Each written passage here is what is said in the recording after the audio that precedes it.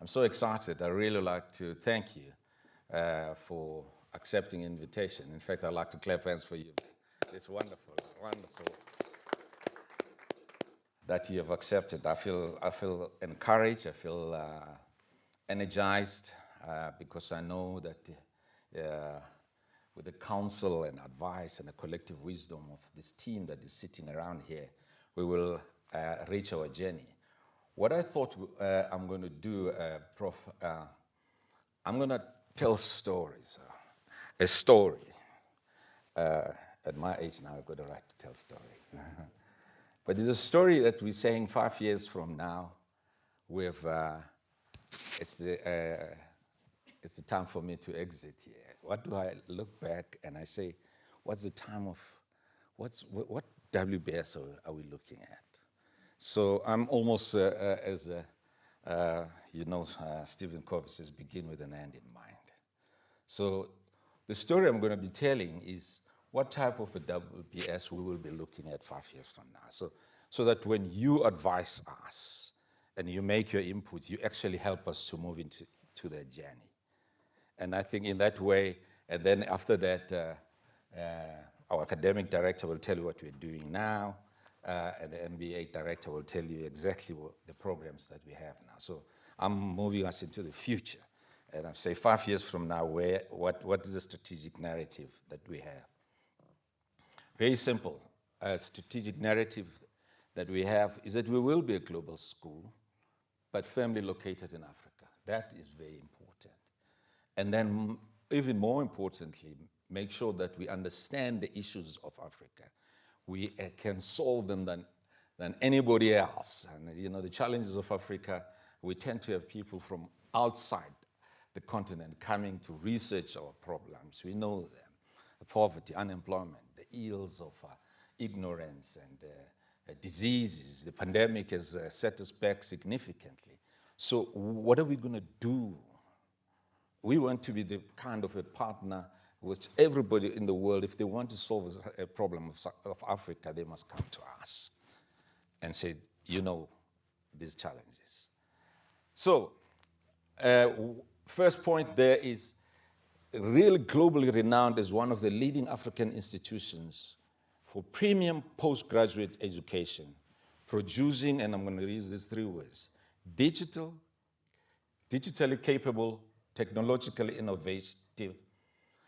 But not only that, you could be very innovative, you could be technologically very sound and savvy. But we want to make sure that, particularly in our country, ethical leaders. I don't need to remind you of the Zondo Commission, the gory details that are coming out there. It's scary. It looks like corruption is actually gonna, is so much in the body politic of our nation that if we're not uprooted, it's gonna kill us like cancer. So obviously we want leaders that come out here must be ethical, but also they must understand that the world is facing the existential threat of climate change. Therefore, sustainability is critical, that they must come out here. So as you advise us, you must think about how do we do this, come with advice and guidance in making sure that whoever comes out of this university, when we emphasize the number 2, we are now known by that time, 5 years from now, for developing general managers or general leaders differentiated in their superior proficiencies in the area of strategy, innovation, technology.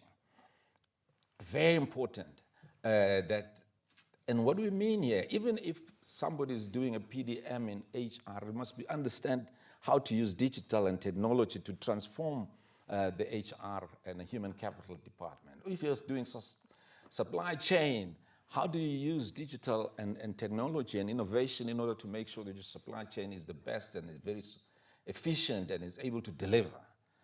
And whatever you're doing, even if you're an accounting, Victor, how do you actually transform your organization into the journey of digital transformation? We want to be that kind of, we know that digital is already here, and we want to make sure that we are leading in that.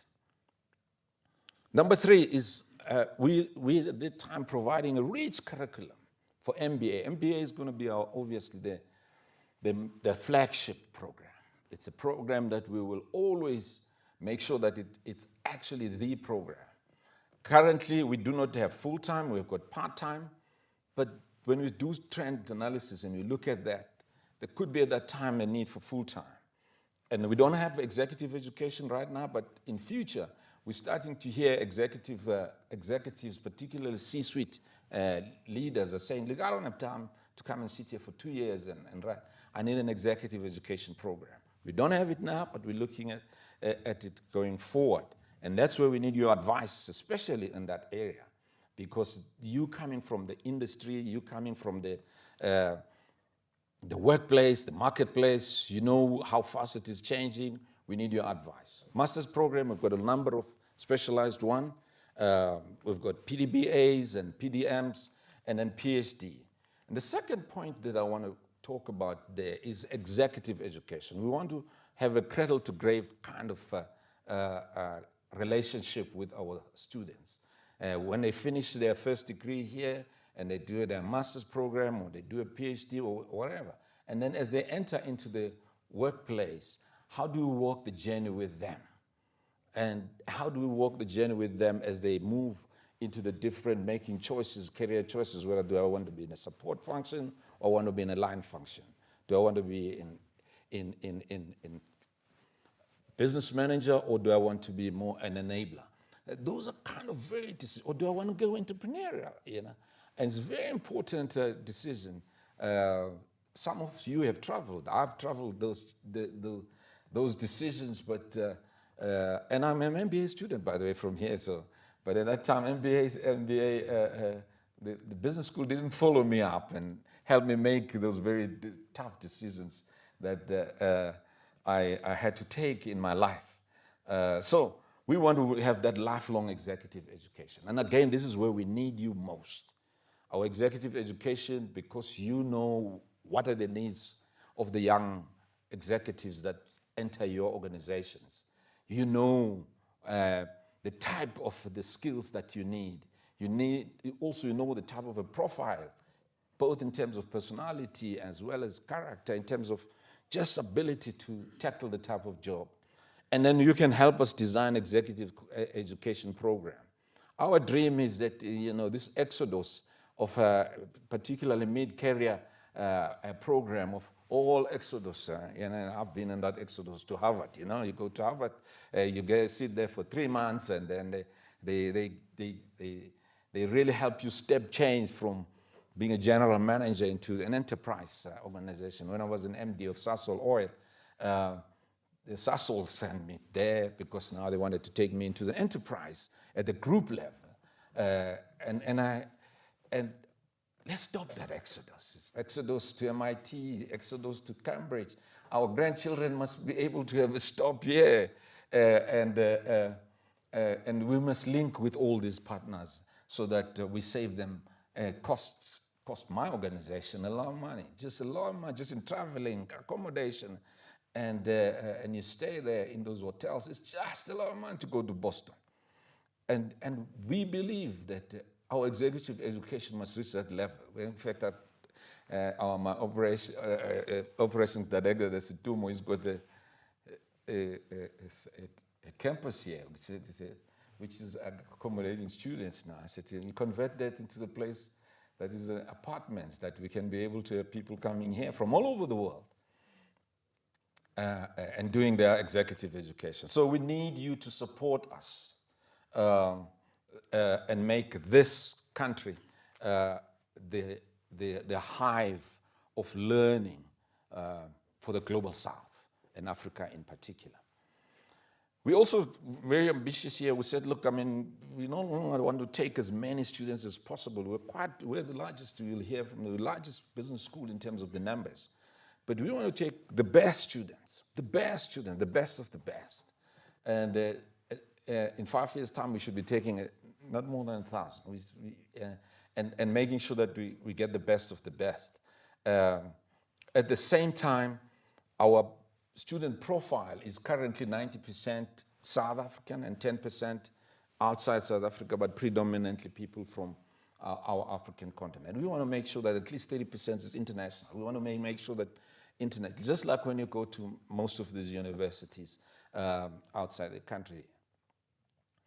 And obviously our vision is to make sure that we have the students that have got experience, at least 5 years or so, to be able to meaningfully engage in the syndicate discussions and in projects and assignments and add value, because the real value of an MBA is collaboration, teamwork, the relationships that you formed with the people that you joined with. And it's only when you've got experience that you can bring it. You can bring something to the table. Obviously, the ambition to make sure that they want to, when they finish here, there's a step change. One of the very important strategic direction we're taking is to form, and that's where we need you, what we call experiential partners. Just like you, an experiential partner being Discovery, where we actually have about 5, maybe very global companies that we can work so close that we know almost their needs in terms of the employees that they need. And we can define it, and we can prepare the students, and the whole talent management is there. And Charissa we want to put what Charissa is doing on steroids, you know. If you know what I mean, it must be so big, and it must be so. And then finally, 5 years from now, and when I say 5 years, it's just a number, but basically, this can be done. Some of it we're already doing. We sell our services at premium. We did a benchmarking exercise, and we find that we're actually amongst the low-cost universities. Well, that is good because of accessibility, but at the same time, what we want to do, we want to make sure that this is seen as a premium university, but not elitist. And I want to emphasize that, not elitist. Therefore, we are putting our thinking of a scholarship team that will develop and source scholarships so that we can be able to, if there's talent in rural areas of whether it's Limpopo or Zulu-Natal, but there's a bright spark there, we should be able to bring them out and bring them here on a scholarship. So we don't want to be elitist, but we want to be premium, so that people, when they come here, they know that they're coming at the premium university. Everything that we do is is of highest quality.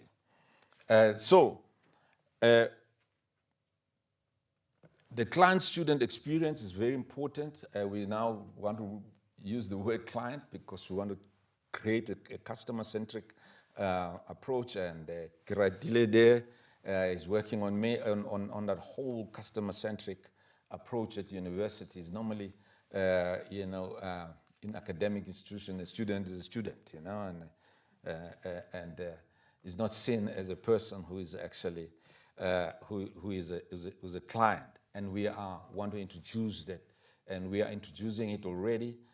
So again, you know how a client is treated.